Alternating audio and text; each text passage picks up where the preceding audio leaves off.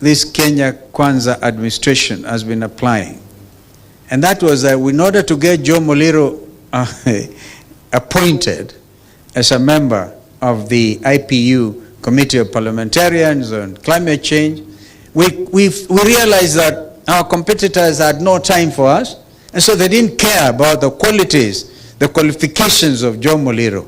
So I said, as the leader of delegation, because as Deputy Speaker, we'll apply the following formulation. If you cannot really dazzle them with brilliance, then baffle them with bullshit.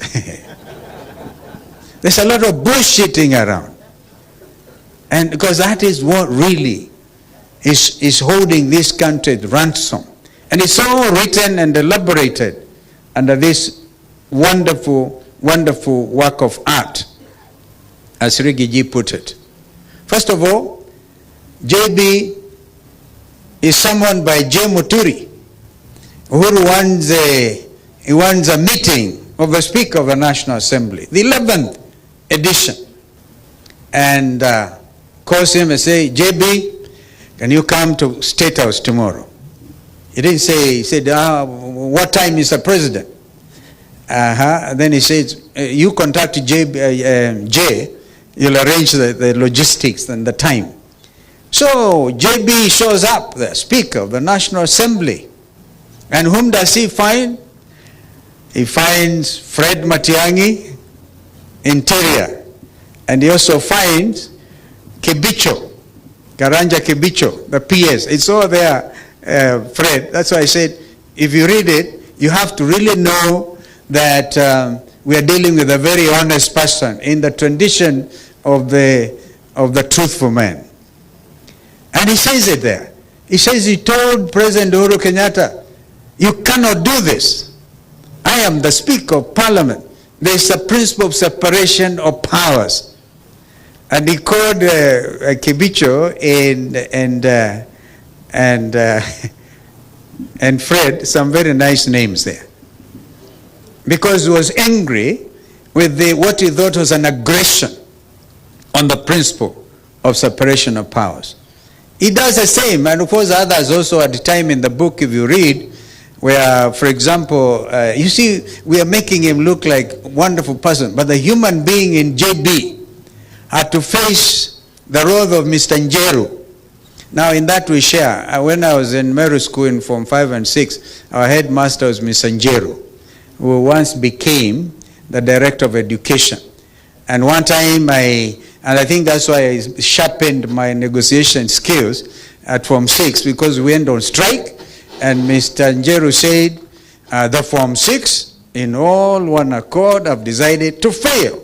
We actually turned out that time in Meru School, the class of 1973, as number 4 in the country, because we are refusing to eat stuff we are calling fufu. But we had given Mr. Njeru a nickname of Mr. Amin.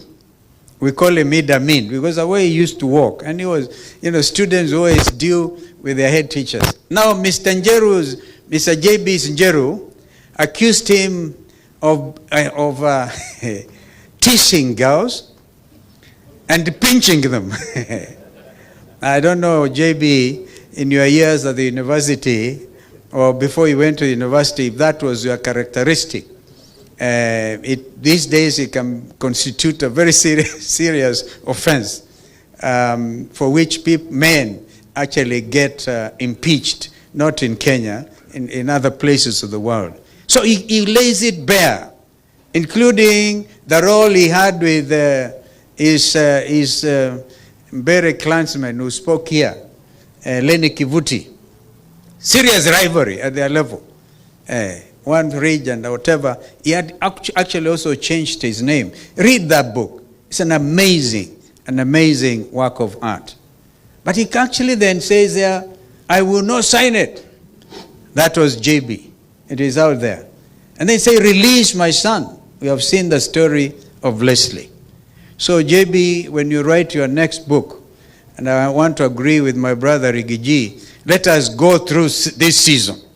Because it's a very, very important season, pregnant with all types of expectation, And when, God willing, we get to Canaan, you will then have time to read to write a wonderful thing. I want to read a book written by Rigiji, because he has written a very nice chapter already.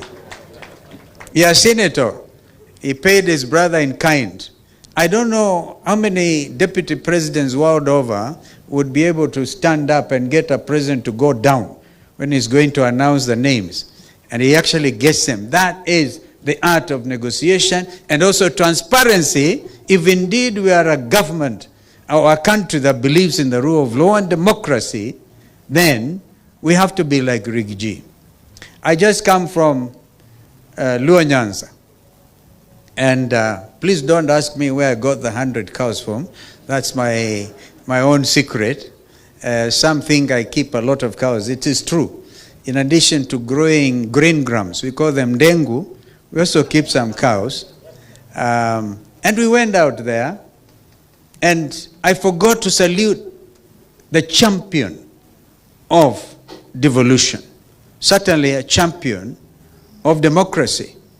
The late Honorable Raila Amolo Odinga. I just failed to salute because I was wearing Mukunji, remember? I was looking like you today. I really missed out just to salute him and to say the struggle continues, la luta continua. I wrote that in my remarks and bidding him farewell.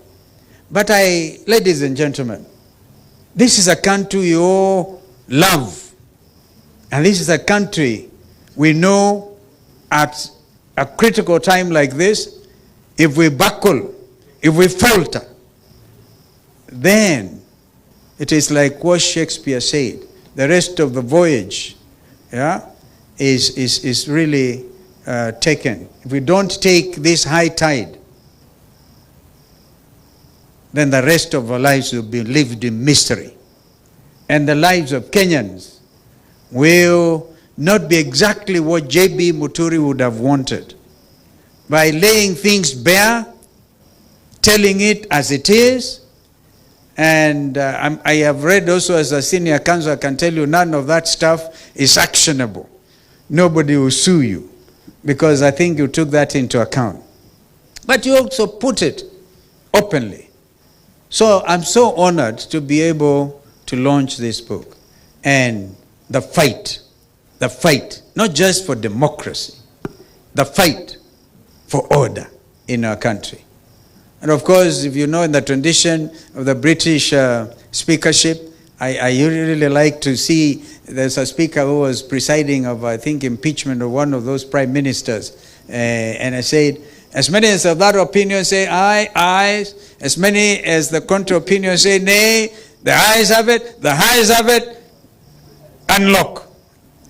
Unlock is a very interesting situation. Can be my classmate also, remember, he was a deputy speaker in the Senate. That order for our country is really what is critical at this time. And I want to urge of all of us as we read this book to unlock our country, to realize that we cannot live in a country that believes in abducting his own children. And I think in one, he quotes that proverb, JB, in one of quoting that African proverb, when an hyena wants to eat his children, the hyena looks at them and says, "You smell like a goat." We must do whatever it takes. We do not have another time or anything to squander. We have a country literally to liberate and to live the spirit of the young Kenyans who have become a phenomenon world over.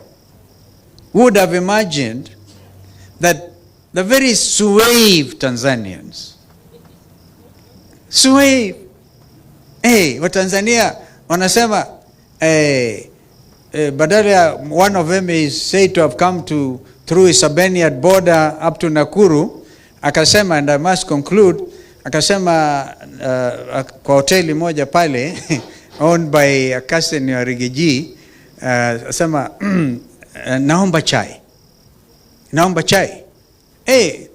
Akamwangalia Kasema kampatia kikombe kimoja na siagi, mkate wa siagi. Tanzania suave kapatiwa. Kamaliza, Mtanzania alikuwa na njaa kidogo. Kasema